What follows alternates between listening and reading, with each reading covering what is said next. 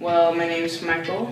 I'm California. I am 11. When my school notified me about this camp, I wasn't sure at first, but then I was thinking maybe I can give a summer camp a try, and not think, oh, summer camp's just going to be wasting my summer. Mm-hmm.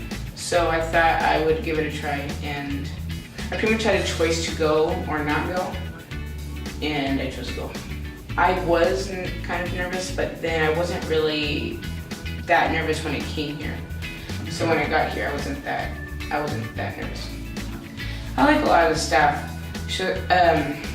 I think they really help out sometimes when I talk to them. I feel like they really help, and I feel like they kind of make this camp whole, like they kind of bring different elements to this camp and try to make it more and as enjoyable as they can.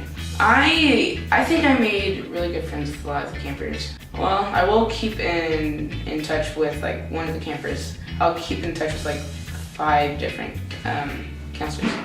I didn't feel homesick because before I was in the shelter, and since I was in the shelter, I didn't want to go back to that place, so I never really felt like I wanted to go back home.